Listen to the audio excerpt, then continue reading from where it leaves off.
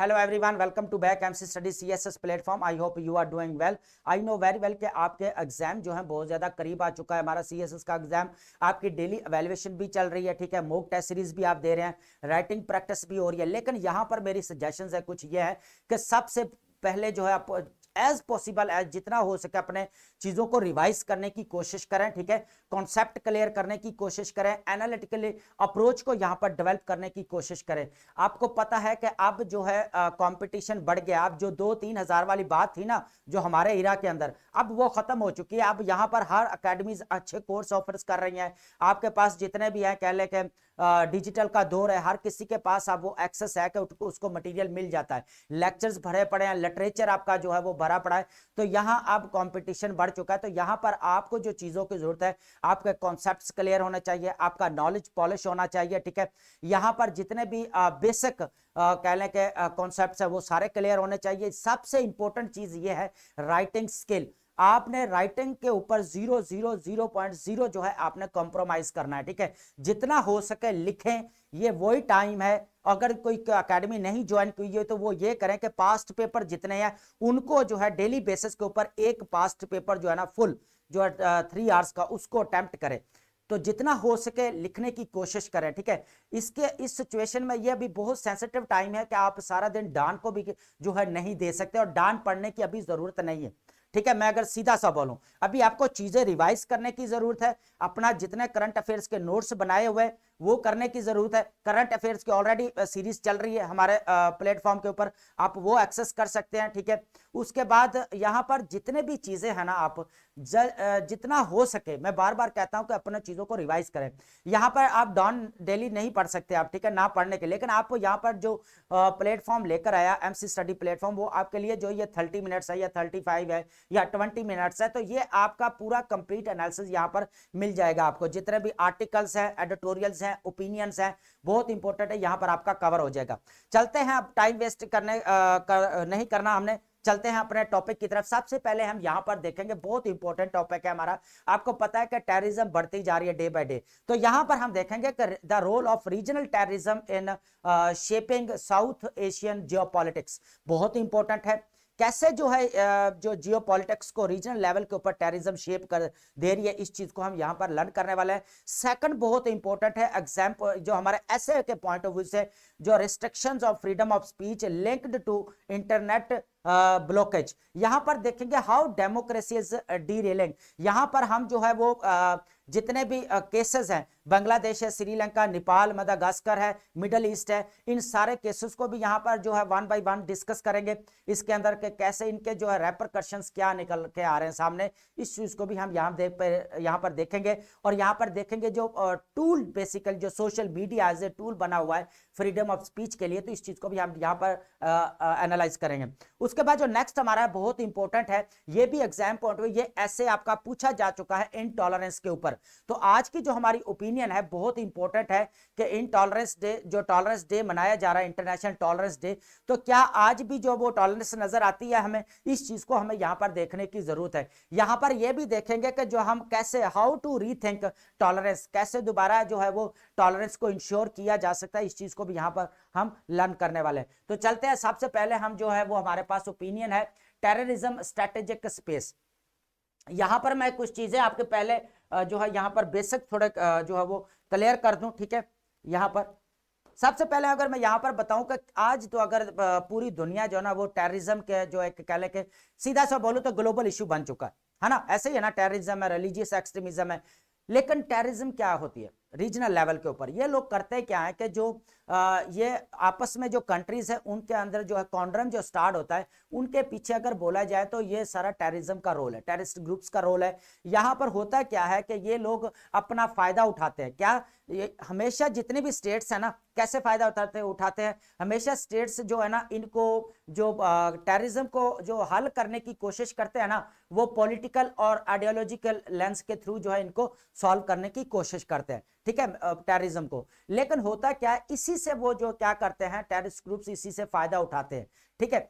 अब ये क्या करते हैं, जब अब देखें 2008 के अंदर मुंबई के अंदर अटैक किया गया, ठीक है, अब टेररिज्म वहां पर बढ़ी, ठीक है, लेकिन बदनाम कौन से हुए, यहां पर दूसरी स्टेट्स हो गई, इनके इंडिया और पाकिस्तान के दरमियान में तसादम शुरू हो गया, कॉन्ट्रम स्टार्ट हो गया। यहां पर अगर देखा जाए केपीके के अंदर, बलूचिस्तान के अंदर पूरा टेररिज्म बढ़ता जा रहा। अब किसका रोल है यहाँ पर, टेररिस्ट ग्रुप्स का है। यहाँ पर अगर देखा जाए जितने भी टेररिस्ट ग्रुप्स हैं, आप you know very well about them, कि वो किस तरह जो है वो कह लें कि रीजनल पॉलिटिक्स को शेप दे रहे हैं, कि वो आप तो बाहर निकल जाते हैं और स्टेट्स को जो है आपस में वो लड़ा देते हैं। तो इस तरह जो है वो अपना फायदा उठा रहे हैं, एक किस्म का अगर देखा जाए तो वो अपना एडवांटेजेस ले रहे होते हैं। यहाँ पर इस चीज को हमें अंडरस्टैंड करने की जरूरत है। यहाँ पर सबसे पहले अगर यहाँ पर देखा जाए तो कहां से फायदा है, सबसे पहले regional terrorism a hidden hand shaping South Asian geopolitics. किस तरह जो है इनका एक कह ले के छुपा हुआ हाथ है पीछे, कि जितना भी जियो पॉलिटिक्स जो रीजनल लेवल के ऊपर एकदम से रीशेप हो रही है, तो इनका जो है बहुत बड़ा हाथ है पीछे। एकदम से पाकिस्तान और इंडिया के दरमियान में तसादम शुरू हो जाता है। मिडिल ईस्ट के अंदर देख लें आप कि किस तरह इश्यूज बड़ा हुआ, टेररिज्म। साउथ अफ्रीका के अंदर देख लें कि बोको हराम, आपको पता टेररिस्ट ग्रुप्स है यहाँ पर, अलकायदा से लेकर ये जितने भी दाइश है, ये जितने भी टीटीपी है, ये हकानी ग्रुप्स है, ये सारे जो जितने भी है ये अपना फायदा उठाते हैं और स्टेट्स को आपस में लड़ा देते हैं, ठीक है। लेकिन ये उसी से अपना क्या करता है, स्ट्रेटेजिक स्पेस इनको मिल जाती है। यहां पर अगर घेरे में देखा जाए तो अफगानिस्तान, इंडिया एंड पॉलिटिक्स और पाकिस्तान, इन ये जो है ज्यादातर इस वक्त टेररिज्म के ज्यादा घेरे में आए हुए हैं। यहां पर ईरान जो है अपनी तरफ बिजी है, मिडिल ईस्ट की तरफ, सीरिया की तरफ, लेबनान की तरफ, ठीक है। अब यहां पर जो अफगानिस्तान वाले जो जितना भी देखा जाए टेररिस्ट ग्रुप्स है, वो पाकिस्तान में बिजी है, केपीके के अंदर, बलूचिस्तान के अंदर या कश्मीर के अंदर। तो यहां तक जो है ना ये टेररिज्म किस तरह अपना रोल प्ले कर रहे हैं, ठीक है। यहां पर positioned on a delicate escalation ladder whilst political leaders view mounting tension primarily through geopolitical and ideological lens। अभी मैंने जैसे बताया कि हमेशा जो जितने भी टेररिज्म के इश्यूज हैं, जो पॉलिटिकल और आइडियोलॉजिकल लेंस के थ्रू जो इनको सॉल्व करने की कोशिश की जाती है, लेकिन इसी चीज से जो है वो फायदा उठा लेते हैं। होता है क्या है, they overlook critical factors, non actor state, non state terrorist. अब नॉन एक्टर स्टेट की पहले यहां पर समझने की जरूरत है। नॉन एक्टर स्टेट्स वो होते हैं जो स्टेट्स के हेड नहीं होते। ये एनजीओज भी हो सकते हैं, वायलेंट ग्रुप्स भी हो सकते हैं, जो किसी दूसरे स्टेट्स के खिलाफ जो है वो कार्रवाई करते हैं, ठीक है, इनलीगल एक्टिविटीज क्रिएट करते हैं, ठीक है। यहां पर होता है क्या, आप समझ आ गई कि नॉन एक्टर स्टेट्स क्या होता है, ठीक है, जो स्टेट्स के हेड नहीं होते, ठीक है। यहां पर primarily architect of regional stability जो है, इंस्टेबिलिटी ये बढ़ाने में बहुत ज्यादा इंपॉर्टेंट रोल प्ले करते हैं कौन, टेररिज्म, ठीक है। यहां पर तहरीके तालिबान पाकिस्तान, उसके बाद has become major flash point between Afghanistan and Pakistan. अभी आपको पता है कि 4 डे वार लगी रही है, 4 डे जो वॉर लगी रही है किसके दरमियान में, अफगानिस्तान और पाकिस्तान के दरमियान में। पाकिस्तान ने रिटेलिएट किया है, हालांकि अफगानिस्तान ने टेररिज्म को यहां पर केपीके के अंदर बलूचिस्तान का हब बनाया हुआ टेररिज्म का, ठीक है। लेकिन पाकिस्तान के बहुत सारे सोल्जर्स यहां पर मार्टायर्ड होते हैं, शहीद होते हैं, तो इनको रिटेलिएट करना पड़ता है, मजबूरन करना पड़ता है। हालांकि हमारे डिप्टी प्राइम मिनिस्टर 4 टाइम वहां पे विजिट भी कर चुके हैं। यहाँ पर हमारे इस्तांबुल के अंदर इनके जो है निगोशिएशंस भी हो चुके हैं। दोहा जो पीस टॉक्स हुई हैं उनके अंदर भी जो है वो यहाँ पर जो रीजनल स्टेबिलिटी की बात की गई थी, लेकिन वो भी बार बार जो अफगानिस्तान इसको वायलेट कर रहा है इन चीजों को, ठीक है। अब यहाँ पर मैं थोड़ा इंटरनेशनली अगर बात करूं, यहाँ पर यूएसए ने क्या किया 2003 के अंदर, अफगानिस्तान के पता आपको पता है कि वार ऑन टेरर चल रही थी, तो इन्होंने अपना एकदम से जो शिफ्ट लिया, एकदम से इराक के ऊपर जो है हमला किया, कि वहां पर भी टेररिस्ट ग्रुप्स और बढ़ गए। यहां पर अफगानी ग्रुप्स जितने भी थे, यहां पर इन्होंने अपना सारा का सारा जो नजर थी ना सारी, वो शाम पर डाल दी, सीरिया पर, है ना, सीरिया और लेबनान पर इनके फोकस पूरा चला गया। अब 2011 के अंदर क्या हुआ, बराक ओबामा ने डिसाइड किया कि हम इराक से जितने भी फौजी हैं यहां से निकाल लेंगे। तो उन्होंने वहां से अपने निकाल लिया, तो यहां पर जो टेररिस्ट ग्रुप्स जो है क्रिएट हो गए, और उन्होंने फिर जो है जो रीजनल लेवल के ऊपर जो नेबरिंग कंट्रीज के उनको अटैक करना शुरू कर दिया। अब आपको पता है कि असद गवर्नमेंट को जो है इन्होंने अफगान जितने भी यहां पर थे उन्होंने इस चीज को जो है अपना फायदा उठाते हुए उनको यूज करना शुरू कर दिया। तो यहां पर जो है टेररिस्ट ग्रुप्स जैसे जैसे यहां पर इंटरनेशनल पार्स बाहर निकलती गई हैं, ये टेररिस्ट ग्रुप्स वो वैसे के वैसे यहां पर ज्यादा और ज्यादा यहां पर बढ़ते रहे। ये तो थे, ये भी इसी ओपिनियन के अंदर यहां पर डिस्कस किया गया है। उसके बाद अगर हम यहां पर देखें, आपको पता है अफगानिस्तान और पाकिस्तान के दरमियान में जो टेंशन है वो किस तरह जो रीशेप दे रहे हैं। आपको पता है अभी अभी रिसेंटली इस्लामाबाद के अंदर अटैक हुआ, दिल्ली के अंदर अभी उनके उधर अटैक हुआ, तो यहाँ पर अगर देखा जाए, यहाँ पर हमारे जो प्राइम मिनिस्टर शहबाज शरीफ, उन्होंने बड़ा ओपन स्टेटमेंट दिया है कि जो अफगानिस्तान और इंडिया के दरमियान में रीअप्रोचमेंट हो रही है, ये उसी के रिजल्ट्स हैं जो आज देखने पड़ रहे हैं। तो इंडिया अपना का रोल जो है टेररिज्म के इधर प्ले कर रहा है, तो ये अकॉर्डिंग टू शहबाज शरीफ, हमारे जो एक कह के प्राइम मिनिस्टर है, उन्होंने ये स्टेटमेंट्स दिए हैं। तो ये आपकी स्टेटमेंट्स इसको नोट कर लें कि ये आपने करंट अफेयर्स के पेपर में देने के काम आएंगे, ठीक है। यहां पर देखें कि आज केपीके के अंदर या बलूचिस्तान के टेररिज्म जितनी भी बढ़ती जा रही है, किधर से बढ़ रही है, बेसिकली क्रॉस बॉर्डर से बढ़ रही है ना। तो यहां पर क्या होता है, इंडिया रिप्रोचमेंट कर रहा है, चाबहार के जरिए जाएगा अफगानिस्तान के काबुल तक, फिर वो सेंट्रल एशिया तक जाएगा, ठीक, फिर वो यूरोप तक जाएगा, क्योंकि गल्फ ऑफ ओमान और ऊपर उधर से आपका स्टेट ऑफ हार्मूज, ये सारे जो है लिंक करता जाएगा यहाँ पर, ठीक है। तो उधर से आपका IMEC जो है इंडिया जो मिडल ईस्ट जो यूरोप कॉरिडोर है, वो भी बनता जा रहा था, वो भी लिंक है 2023 के अंदर जो पास हुआ न्यू दिल्ली के अंदर 2023 के अंदर, ठीक है। यहाँ पर इंडिया और पाकिस्तान जो है आपस में फिर क्या पड़ता है, यहाँ पर इनका कॉन्ड्रम स्टार्ट हो जाता है, डिस्प्यूट क्रिएट हो जाता है। अब यहाँ पर जो फायदा कौन उठा रहा है, बेसिकली टेररिज्म उठा रहे हैं, यहाँ पर टेररिस्ट ग्रुप्स उठा रहे हैं, वो यूज करते हैं और निकल जाते हैं। ये एकदम से जियोपॉलिटिक्स में जो कह रहे हैं ना, एकदम से जो रीशेप देने में इनका बड़ा रोल है ना। उसके बाद बात करें यहाँ पर नॉन स्टेट एक्टर्स की, ये क्या करते हैं, अब ये क्या करते हैं कि नॉन स्टेट एक्टर्स वही है जो वायलेंट ग्रुप्स की बात की जा रही है ना। अफ्रीका के अंदर देखें, बोको हरम के, नाइजेरिया के जितने भी टेररिस्ट ग्रुप्स है, वो क्या कर रहे हैं, सूडान के ऊपर फिर वो हमला करने की कोशिश करते हैं, उनके अंदर इंटरफेरेंस करने की कोशिश करते हैं। हालांकि इसके ऊपर जो है western country, US Donald Trump ने बड़ी सवेर यहाँ पर जो है वो स्टेटमेंट दी थी कि अगर ये लोग बोको हरम वाले टेररिस्ट ग्रुप्स अगर हमला करते हैं किसी क्रिश्चियनिटी के ऊपर, तो हम इनको जो है गन के साथ यहाँ पर बारिश करते हुए यहाँ पर जो है वो एंटर होंगे। तो ये बड़ी ओपनली उन्होंने स्टेटमेंट दी थी अभी रिसेंटली। तो ये भी एक चीज है। तो यहाँ पर जो टेररिज्म रीजनल लेवल के ऊपर रीशेप दे रहा है ना, कैसे जो अपना फायदा उठा लेता है, यहाँ पर जैसे ही वार ऑन टेरर खत्म हो, या तालिबान गवर्नमेंट बन गई, या अब फिर वही जो कह ले के मुतहरक हो गए, वही ग्रुप्स जो है टेररिस्ट ग्रुप्स जितने भी हैं, वो दोबारा जो है एकदम से मुतहरक, आप तो एक नहीं, आप तो कह लें कि 100 जो है वो कह लें कि ग्रुप्स बन चुके हैं, ठीक है। जो डे बाय डे जो जियो पॉलिटिक्स है, अब होता क्या है कि इन मसाइल को ना, टेररिज्म को अब ग्लोबल इशू बना लिया गया। अब उनको भी इस चीज से फायदा होता है ना, कि वो कैसे जियो पॉलिटिक्स, कैसे स्टेट्स को आपस में लड़ा देते हैं और इस चीज का फायदा उठाते हैं। स्टेट्स आपस में लड़ती रहती है, वो मजे से बैठे हुए है ना। तो यहाँ पर जो उनका रोल जो है ना, आज इंटरनेशनली देखा जाए तो बहुत बढ़ता गया है। तो यहाँ पर अगर बढ़ाने की बात की जाए तो वेस्टर्न कंट्रीज का रोल बहुत ज्यादा रहा है। यहाँ पर जो रीजनल लेवल के ऊपर इंस्टेबिलिटी है, उनका बहुत ज्यादा रोल है कि टेररिज्म को बढ़ाने में। तो ये बहुत ज्यादा यहाँ पर इंपॉर्टेंट है, ठीक है। ये जितने भी केसेस हमने डिस्कस किए हैं वो सारे इस ओपिनियन में थे, हमने यहाँ पर जो इनको एनालाइज किया, ठीक है। अब यहाँ पर अगर देखा जाए एकदम से जियो पॉलिटिक्स, आपको पता है कि terrorist organisation expand their operational spaces.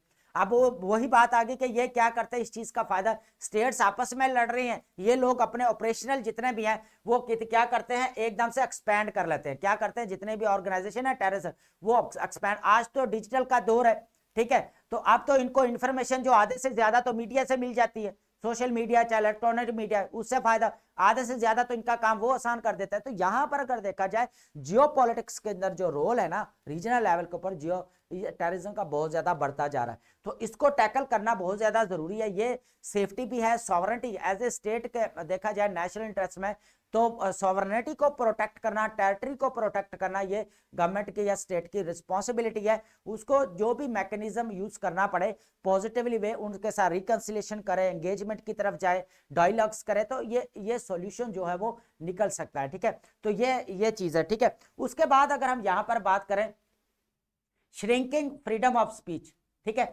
यहां पर देखें, यहां पर हम सबसे पहले थोड़ा सा ना ओवरव्यू लेंगे पाकिस्तान का केस डिस्कस करने से पहले, पाकिस्तान से डिजिटल डायलमा। अब आप समझ गए होंगे फ्रीडम अंडर प्रेशर। यहां पर अगर हम पहले साहब जो है ना, यहां पर हम थोड़ा रीजनल लेवल के ऊपर, ग्लोबल लेवल के ऊपर थोड़ा ओवरव्यू ले लेते हैं यहां पर कि फ्रीडम के ऊपर किस तरह रिस्ट्रिक्शंस है। सबसे पहला केस डिस्कस करते हैं मिडिल ईस्ट का। आपको पता भी है, थोड़ा आपको जो है वो समझ भी आ जाएगी। यहाँ पर गजा के ऊपर जो है इंटरनेट रिस्ट्रिक्शन, यहाँ पर देखा जाए तो इंटरनेट बंद, ब्लॉकेज किया हुआ यहाँ पर। अब यहाँ पर होता है क्या कि वहां पर जो इश्तिहार भी छापने पर, पब्लिश करने पर पाबंदी है इजराइल की, ठीक है। यहां पर देखा जाए तो रेस्ट्रिक्शन, टोटली रिस्ट्रिक्शन है फ्रीडम ऑफ स्पीच के ऊपर, है ना, कुछ भी जो है इंटरनेट बंद है, उधर सोशल मीडिया उधर एक्टिव नहीं है। इसी तरह सेम अगर बात करें हम, रशिया और यूक्रेन का मसला चल रहा है क्राइसिस, तो उधर भी सारे रिस्ट्रिक्शंस लगी हुई हैं, ठीक है। किस तरह जो है वो कह लें कि जितने भी रिपोर्टर्स हैं उनको भी निशाना बनाया जा रहा है। यहां पर अगर देखा जाए टोटली फ्रीडम ऑफ स्पीच के ऊपर रिस्ट्रिक्शंस लगी हुई है, ठीक है। अब यही फ्रीडम ऑफ स्पीच जो है ना कैसे रीशेप देती है मतलब पॉलिटिक्स को। अगर वर्ल्ड पॉलिटिक्स की बात करें, चाहे जियो पॉलिटिक्स की बात करें, यहाँ पर नेशनल लेवल के ऊपर बात करें, रीजनल लेवल के ऊपर बात करें, यहाँ पर तो ये बहुत ज्यादा इंपॉर्टेंट रोल प्ले करते हैं। अब फ्रीडम ऑफ स्पीच एक ऐसा, अब यहां पर जो है ना सबसे ज्यादा जो टूल बन चुका है ना डिजिटल जो है ना सोशल मीडिया, ये अपना रोल प्ले कर रहा है। आपका व्हाट्सएप है, फेसबुक है, ठीक है, इंस्टाग्राम है, ठीक है, लिंक्डइन है, टिकटॉक है, अब ये रोल अपना प्ले कर रहे हैं यहां पर सबसे ज्यादा। अरब स्प्रिंग आपको पता है फोर्थ फेज चल रहा था डेमोक्रेसी का, तो वहां पर सोशल मीडिया को एज ए टूल यूज किया गया फ्रीडम ऑफ स्पीच का। कि यहां पर एक पॉजिटिव एस्पेक्ट की बात कर रहा हूं मैं, है ना, फ्रीडम ऑफ स्पीच की मैं बात कर रहा हूं कि यहां पर टूल यूज किया गया सोशल मीडिया को।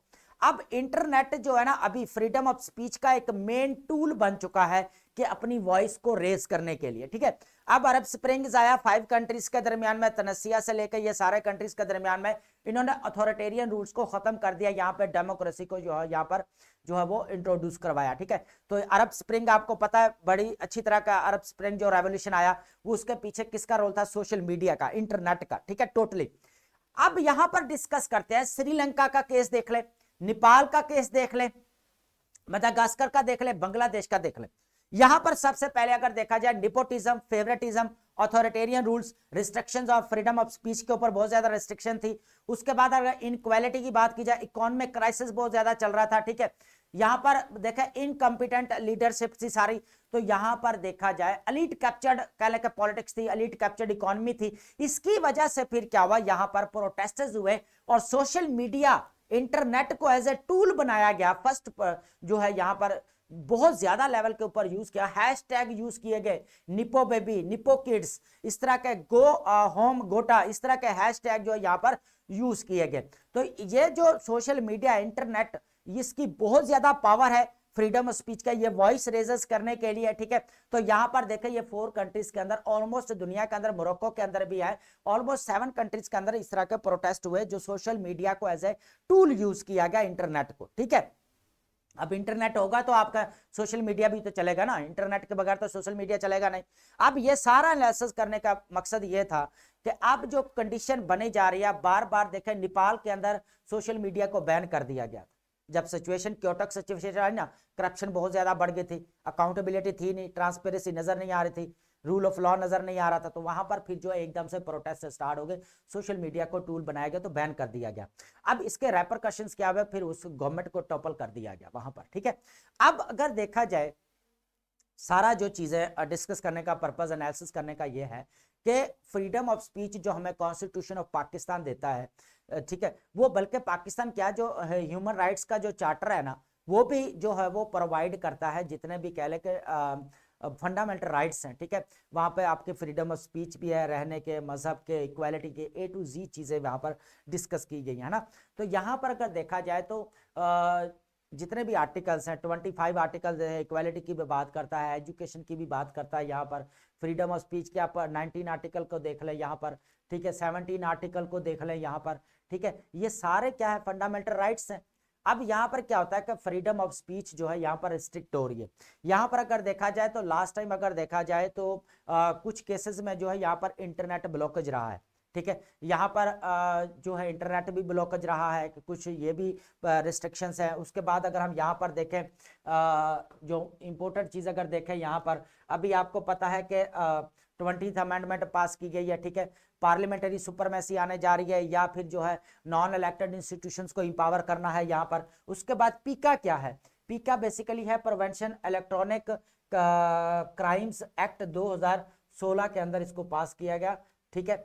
अब यहाँ पर होता क्या है कि जो रिस्ट्रिक्शंस है फ्रीडम ऑफ स्पीच के ऊपर वो बढ़ती जा रही है। तो अगर ये बढ़ती जा रही हैं तो ये जो हमारे रीजनल लेवल के ऊपर नेबर कंट्रीज हैं उनके अंदर जो प्रोटेस्ट्स हुए हैं, जो स्ट्राइक्स हुए हैं, तो वो क्या इसी का नतीजा ही थे, इसी का ही रेपरकशंस थे ना। तो यहाँ पर हमें जो है एज ए स्टेट ने मतलब नेशनल इंटरेस्ट का सामने रखते हुए एक पॉजिटिव चीज़ों को लेकर चलना है। जितने भी यंग जनरेशन है उनको राइट डायरेक्शन में लगाना है, जॉब अपॉर्चुनिटीज होनी चाहिए, सेल्फ इंडिपेंडेंस जो बिजनेस स्टार्ट होने चाहिए उनको जो है राइट डायरेक्शन में जो है यूज करना चाहिए। वही अपने socio economic and political development के लिए इंपॉर्टेंट रोल प्ले करेंगे पाकिस्तान के अंदर।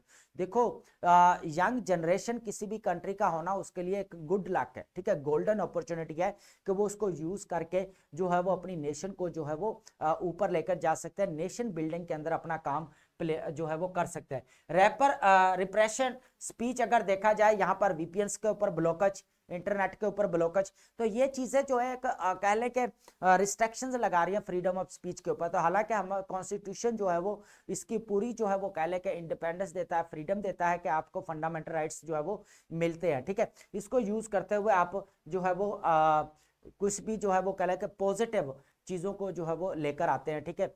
अब मैंने अभी जितने भी कंट्रीज यहाँ पर गिनवाए वहां पर किस चीज की वजह से आया, आपका करप्शन, अकाउंटेबिलिटी नहीं थी वहां पर, ठीक है, एलिट कैप्चर था, पॉलिटिक्स, डायनेस्टिक पॉलिटिक्स थी वहां पर, तो ये इकोनॉमिक इनक्वालिटी थी था वहां पर। तो बहुत सारे चीजें निपोटिज्म से लेके, फेवरेटिज्म से लेके, अथॉरिटेरियन रूल से लेके, तो उसके रेपरकशन भी तो नेगेटिव हुए ना। फ्रीडम ऑफ स्पीच को रिस्ट्रिक्ट किया गया, ठीक है, तो उसके ऊपर नेगेटिव इंपैक्ट्स पड़े, आज वही सारी गवर्नमेंट्स को टॉपल कर दिया गया। तो यहाँ पर जो है वो यहाँ पर पाकिस्तान में रहते हुए यहाँ पर चीज़ों को पॉजिटिव लेके चलना चाहिए। एजुकेशन की अवेयरनेस होनी चाहिए, पॉलिटिकल कल्चर की अवेयरनेस होनी चाहिए, अकाउंटेबिलिटी होनी चाहिए, जो पॉलिसीज या मैकेनिज्म बनाए जाते हैं उनकी प्रॉपर इंप्लीमेंटेशन होनी चाहिए, ताकि जो जस्टिस, डिलीवरी ऑफ जस्टिस है वो इजीली हो जाए, लोगों को इंसाफ भी मिल जाए। और साथ साथ जो है यहाँ पर जितने भी यूथ है, मैं बार बार बोल रहा हूँ कि यूथ बल्ज जो है, अगर हम मलिहा लोधी के देखें, उसके बाद इशरत हुसैन के अगर ओपिनियंस देखें ना हम, तो उन्हें भरी पड़ी है कि यूथ बल्ज पाकिस्तान के अंदर बहुत ज्यादा है, इनको राइट डायरेक्शन में यूज करना चाहिए। ये सोशो इकोनॉमिक डेवलपमेंट में रोल प्ले कर सकते हैं, नेशन बिल्डिंग के अंदर ये लोग अपना रोल प्ले कर सकते हैं, तो ये बहुत ज्यादा इंपॉर्टेंट है। बजाय इसके हम जो है वो यहाँ पे डिजिटल डायलेमास क्रिएट करें, ठीक है, इंटरनेट बंद करें, वीपीएन्स को यहाँ पर ब्लॉकेज लेकर, यहाँ पर थ्रेट टू ब्लॉक वीपीएन्स यहाँ पर ये चीजें भी नजर आती, तो ये चीजें नहीं होनी चाहिए। हमें एज ए एस्पेरेंट जिसको पॉजिटिव यहाँ पर चीजों को डील करना, ठीक है, पर्सनल नहीं होना, इमोशनल नहीं होना, हमने बैलेंस अप्रोच के साथ इस चीज का प्रैक्टिकल और प्रैग्मेटिक जो है यहाँ पर स्टेप लेते हुए अपना आंसर देना है, ठीक है, ये चीज है। अब हम बात करते हैं, हमारा नेक्स्ट हमारे पास है रिविजिटिंग टॉलरेंस। सबसे पहले हम यहां पर देखें टॉलरेंस है क्या, रवादारी, रायत में बर्दाश्त करना, है ना, रायत देना, रवैये में रायत नजर आना। लेकिन वो क्या आज नजर आती है, बर्दाश्त नजर आती है आज? नहीं आती। आज जो वर्ड बर्दाश्त है ना वो एक दूसरे इंडिविजुअल तक रह गया है। बाकी अगर देखा जाए ना नेशनल लेवल के ऊपर, रीजनल लेवल के ऊपर, तो टॉलरेंस नजर नहीं आती। यहाँ पर ये ऐसे भी इनटॉलरेंस के ऊपर ऐसे जो है यहाँ पर पूछा जा चुका है, आपका पीपीएससी के एसेज में आ चुका है, यहाँ पर हमारा फेडरल कमीशन के एसे में आ चुका है, सीएसएस के एसेज में आ चुका है हमारा। तो बहुत इंपॉर्टेंट है ऐसे के पॉइंट ऑफ व्यू से ये टॉपिक, ठीक है। सबसे पहले टॉलरेंस को अंडरस्टैंड करने की कोशिश करें। टॉलरेंस का अगर यहाँ पर बता, बर्दाश्त को बोला जाता है, रवादारी को बोला जाता है कि रवैये में थोड़ी सी रायत नजर आना। लेकिन क्या क्वेश्चन ये है कि क्या वो रायत नजर आती है, बर्दाश्त नजर आती है क्या? यहाँ पर जो मिनोरिटीज हैं या जो और लोग हैं उनको प्रोटेक्ट किया जाता है? अब इंडिया के अंदर देख ले, रिलीजियस एक्सट्रीमिज्म बढ़ती जा रही है डे बाय डे। अब वहां पर क्या होता है, जो मिनोरिटी राइट्स है उनको प्रोटेक्ट नहीं किया जाता, ठीक है, ऐसे ही है ना। तो यहाँ पर इसी से फिर क्या होता है, इंटॉलरेंस जो बढ़ती है ना आपकी, आपका टॉलरेंस तो नजर नहीं आ रही। हालांकि टॉलरेंस का जो पर्पस क्या है, टू टॉलरेंस की अगर यहाँ पर बात करूं ना मैं, टू टॉलरेंस का पर्पस ये है कि एम्ब्रेस प्लूरलिज्म, इजमा होना चाहिए, आप इज्तमाही जो है वो अप्रोच होनी चाहिए, यहाँ पर कोएग्जिस्टेंस होनी चाहिए यहाँ पर, ठीक है, इक्वालिटी होनी चाहिए, ठीक है, यहाँ पर रिस्पेक्ट होनी चाहिए, एक दूसरे के रिलीजन है या एक दूसरे की कह लें कि डिग्निटी की रिस्पेक्ट करना फर्स्ट प्रायोरिटी होना चाहिए। यहाँ पर ये चीजें नजर आती हैं, नहीं आती। Day by day religious extremism बढ़ती जा रही है, जो एक कह लें कि टॉलरेंस नजर आना चाहिए वो नहीं, हार्मनी जो होती है, पीस एंड हार्मनी, वो चीजें यहाँ पर नजर नहीं आती। तो इनटॉलरेंस यहाँ पर बढ़ती जा रही है। Requires recognising inherited dignity every human being. देखें सबसे बड़ा मजहब क्या, ह्यूमैनिटी। ह्यूमैनिटी का अगर सामने रखा जाए तो यहाँ पर टॉलरेंस अपना रोल प्ले करते हैं। जो ह्यूमैनिटी को समझता है ना तो वो टॉलरेंस अपनाते हुए देर नहीं करता, उसको टॉलरेंस का भी पता होता है। हर किसी की रिस्पेक्ट करना, उसकी डिग्निटी की रिस्पेक्ट करना, कोएग्जिस्टेंस मानना, इक्वल राइट्स देना, ये सारी चीजें किस में आती है, आपके टॉलरेंस में आती हैं। तो यहाँ पर रिगार्डलेस बिलीफ को छोड़कर मजहब को, मैंने या मजहब अपनी जगह पे, लेकिन ह्यूमैनिटी सबसे पहले है कि इसको देखते हुए हर किसी की रिस्पेक्ट करना जरूरी है। लेकिन वो आप देखें इंडिया के अंदर देखें या इधर मिडिल ईस्ट के अंदर देखें, जिस तरह इजराइल कर रहा है यहाँ पर, तो यहाँ पर ऐसे होना चाहिए, नहीं होना चाहिए ना। तो ये एक चीज, ये चीजें बड़ी, protecting their rights based on share humanity. यहाँ पर बात आ गई ना ह्यूमैनिटी की बेस के ऊपर, इनके राइट्स को प्रोटेक्ट करना फर्स्ट प्रायोरिटी होना चाहिए, ठीक है। यहाँ पर ट्रांसफॉर्मिंग टॉलरेंस 3 कीज शिफ्ट है। यहाँ पर कैसे टॉलरेंस को रीथिंक किया जा सकता है या रिविजिट किया जा सकता है, टॉलरेंस को सबसे इंपॉर्टेंट ये चीज है। जो आज इंडिविजुअल की हद तक रह गई है ना टॉलरेंस, वो भी नजर नहीं आती। आज तो कह ले कि भाई भाई को बर्दाश्त नहीं करता है ना, तो यहाँ पर टॉलरेंस कहाँ गई वो आपकी। टॉलरेंस का मतलब होता है रिस्पेक्ट करना। क्या होता है, रिस्पेक्ट करना दूसरे, एज ए ह्यूमन बीइंग दूसरे को भी, दूसरे की डिग्निटीज को भी एक्नॉलेज करना, उसको एक्सेप्ट करना, है ना। लेकिन वो चीज नजर आती है, नहीं आती। तो सबसे पहले अगर हमने टॉलरेंस लेकर आनी है, रिविजिट करना है, तो सबसे पहले एंड इम्प्यूनिटी, सबसे पहले इन्वेस्टिगेशंस, प्रॉपर इन्वेस्टिगेशंस होना जरूरी है, ठीक है। जो भी कह ले के रिलीजियस मोटिवेट चल रही है, रिलीजियस एक्सट्रीमिज्म चल रही है, या जितने भी रिलीजियस प्लेसेस है उनको जो है वो यहाँ पर वायलेट किया जा रहा है, उनको मतलब डैमेज किया जा रहा है, तो यहाँ पर जो है उनकी इन्वेस्टिगेशन प्रॉपर होनी चाहिए। जो उनको सजाएं माफ हो जाती है ना कि एज ए इंडिया के अंदर रह रहे हैं या पाकिस्तान के अंदर रह रहे हैं, तो अगर उनको कोई थ्रेट है मिनोरिटीज को, तो उनको जो है प्रोटेक्ट करना सबसे पहले इंपॉर्टेंट है। इन्वेस्टिगेशन में ट्रांसपेरेंसी, अकाउंटेबिलिटी होगी तो हम यहाँ पर सोच सकते हैं कि यहाँ पर जो है वो टॉलरेंस है। उसके बाद रेस्टोरेशन ऑफ एजुकेशन, सबसे पहले टॉलरेंस को अगर देखा जाए लेकर आने के लिए, रिविजिट करने के लिए सबसे इंपॉर्टेंट है एजुकेशन का होना, ठीक है। अब एजुकेशन नहीं है तो टॉलरेंस कैसे आएगी, है ना। एजुकेशन ही हमें सिखाती है कि टॉलरेंस कैसे लेकर आनी है, ठीक है। यहां पर अगर देखा जाए तो सबसे पहले जरूरी है कि curriculum that celebrate Pakistan rich history of diversity, highlighting the contribution of all faiths and communities of national. अब सिंध के अंदर देख लें, एक हिस्टोरिकल वो एक कह ले के प्लेस है, ठीक है। इसके बाद दुनिया के अंदर या रीजनल लेवल के ऊपर जितने भी प्लेसेस देख ले, सूफीज्म की बात कर लेते हैं कि क्या सूफीज्म जो रहा है, स्पिरिचुअल उनका टच रहा है, कैसे टॉलरेंस नजर आती थी, इक्वालिटी की बात करती थी, हर मजहब को जो है उनकी डिग्निटी की जो है वो एक्सेप्ट करते थे, उनको रिस्पेक्ट देते थे। आज आप देख ले कि जितने भी कह ले के मजार है, जितने भी यहाँ पर सूफीज्म के मजार है, वो यहाँ पर देयर इज नो डिस्क्रिमिनेशन, वहां पर तमाम मजाहब के लोग वहां पर जाते हैं, है ना। वो लेकिन आज तक ये नहीं कि ये मुस्लिम ही जाएंगे, हिंदू ही जाएंगे सिर्फ, या सिख ही जाएंगे, नहीं, वह तमाम लोग वो यहाँ पर जा सकते हैं। आप देखते होंगे दाता साहब देख ले, या जितने भी सूफीज्म है वहां पर तमाम लोग जो है यहाँ पर जा सकते हैं, किसी को कोई रुकावट नहीं है। मुस्लिम भी जा रहे हैं, क्रिश्चियन भी जा रहे हैं, चाहे आपका हिंदू भी जा रहे हैं, सिख भी जा रहे हैं, हर कह ले कि वहां पर एक हार्मनी होती है ना, जो टॉलरेंस वाली जो फीलिंग होती है वहां पर नजर आती है, ठीक है। तो ये बड़े इंपॉर्टेंट चीज है यहाँ पर। उसके बाद रीबिल्ड सोशल, यहाँ पर डायलॉग्स की जरूरत है, यहाँ पर डायलॉग्स की जरूरत है, पब्लिक प्लेसेस पर है, या कह ले के कुछ ऐसी प्लेसेस है, या स्कूल्स हैं, या इंस्टीट्यूशंस हैं, कुछ ऐसी प्लेसेस होनी चाहिए जहां पर डिस्कशंस हो, डिबेट हो, एक दूसरे को अंडरस्टैंड करने की जरूरत है। जितनी भी रिलीजियस एक्सट्रीमिज्म है उसको खत्म किया जाना चाहिए, ठीक है। टॉलरेंस होनी चाहिए यहाँ पर, ठीक है। ओपन डायलॉग्स होंगे, ट्रूथ एंड रिकंसिलिएशन बढ़ेगी, ठीक है, म्यूचुअल अंडरस्टैंडिंग बढ़ेगी, एंगेजमेंट एक दूसरे के साथ बढ़ेगी। तो इस तरह जो है कि हार्मनी वाला कॉन्सेप्ट है ना, टॉलरेंस वाला, वो यहां पर जो है बिल्ड हो जाएगा। तो ये इंपॉर्टेंट है कि टॉलरेंस को कैसे लेकर आया जा सकता है, ये इंपॉर्टेंट है। यहाँ पर रिलीजियस जितने भी हमारे पार्टीज है, या रिलीजियस जितने भी सेक्टर है, उनको एक पेज पर आना चाहिए, ठीक है। एक दूसरे के साथ म्यूचुअल अंडरस्टैंडिंग होनी चाहिए, एंगेजमेंट होनी चाहिए, ट्रुथ एंड रिकंसिलिएशन होना सबसे ज्यादा इंपॉर्टेंट है। तो टॉलरेंस उसी वक्त इंश्योर की जा सकती है जब आप मिनोरिटीज के राइट्स को प्रोटेक्ट करेंगे। यहाँ पर हर मिनोरिटीज को छोड़कर हर ह्यूमन बीइंग्स की आप रिस्पेक्ट करेंगे, उसकी जो डिग्निटी है उसको आप प्रोटेक्ट करेंगे, उसकी रिस्पेक्ट करेंगे, ठीक है। यहाँ पर इक्वालिटी को तरजीह देंगे, फंडामेंटल राइट्स को इंश्योर करवाएंगे, तो आपके टॉलरेंस यहाँ पर आ सकती है। इसको रिविजिटिंग किया जा सकता है, रीथिंक भी किया जा सकता है। तो ये चीज है टॉलरेंस, ये बहुत ज्यादा इंपॉर्टेंट है, इसको नोट डाउन कर लें। अब हम चलते हैं, हमारे पास जो इंपॉर्टेंट है यहाँ पर, अब वर्ड्स हम डिस्कस करते हैं, बहुत इंपॉर्टेंट है हमारे वर्ड्स। सबसर्विएंट वर्ड क्या है हमारे पास, इस चीज को हम यहाँ पर देखते हैं।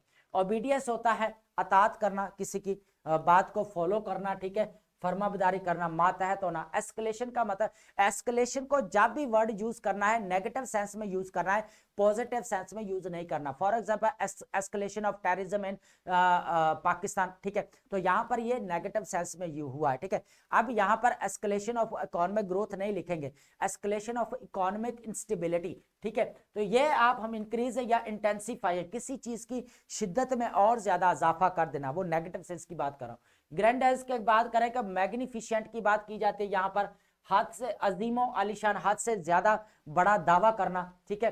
डायस्पोरा आपको पता है, scattered community living outside homeland, ठीक है। यहाँ पे बैरून वतन या बिखरे हुई बरादरी, ठीक है। उसके बाद अगर यहाँ पे रॉक की बात करें, डिसऑनेस्ट को बोला जाता है, अनकंट्रोल्ड को बोला जाता है, बेकाबू को होता है जिसको बोला जाता है। कंटेंशन आपको पता है, लड़ाई झगड़े की वजह जगह होना, लड़ाई झगड़े की वजह होना या इख्तलाफ होना, तनाज़े होना, डिस्प्यूट होना, ठीक है। इम्बोल्डन, इम्बोल्डन बहुत ज्यादा इंपॉर्टेंट है, इनकरेज करना, कॉन्फिडेंस देना, ठीक है, क्या देना, कॉन्फिडेंस देना, हौसला देना। कर्टेलमेंट का मतलब होता है कमी, रिडक्शन को बोला जाता है, लिमिटेशन को बोला जाता है। डेजिक्रेशन का मतलब होता है यहाँ पर डिसरिस्पेक्ट करना, क्या करना, डिसरिस्पेक्ट करना, तौहीन करना, किसी की डिसरिस्पेक्ट करना उसको। उसके बाद हमारे पास एक्सैसरबेट का मतलब होता है यहाँ पर वर्जेंट या इंटेंसिफाइड, खराब हालत में बिगाड़ पैदा करना, ठीक है। ओपैक का मतलब होता है अनक्लियर, गैर वाज़ेह, एम्बिगुअस को बोला जाता है, कॉन्स्पिकुअस को या अनकॉन्स्पिकुअस को बोला जा सकता है यहाँ पे। मलाइस का मतलब होता है डीप डिस्कम्फर्ट को बोला जाता है, ठीक है, बेचैनी, गहरी खराबी को बोला जाता है। अकस्टम्ड का मतलब होता है यहाँ पर यूज टू, किसी के आदी होना, क्या होना, यूज टू होना, आदी होना। ट्रांजिट का मतलब होता है यहाँ पर राइज अबव, क्या होना, बढ़ना, ठीक है, बढ़ जाना या बुलंद होना। बाइगेटरी का मतलब होता है यहाँ पर इंटॉलरेंस को बोला जाता है, प्रीजुडिस को बोला, तासुब रखना किसी के खिलाफ, ठीक है। उसके बाद डिस्ट्रप्शन होता है, तोड़ फोड़ को नजर आते हैं, यहाँ पर डिस्टर्बेंस, इंटरप्शन नजर आते हैं। इम्प्यूनिटी का मतलब होता है यहाँ से पनिशमेंट से जो है यहाँ पर आजाद हो जाना, फ्रीडम फ्रॉम पनिशमेंट। इसका मैनेवर का मतलब होता है यहाँ पर स्ट्रेटेजिक मूव को बोला जाता है। अमली, हिकमत अमली से जो है यहाँ पर कदम उठाने को यहाँ पर बोला जाता है। तो ये वर्ड है, बहुत इंपॉर्टेंट है, इसको नोट डाउन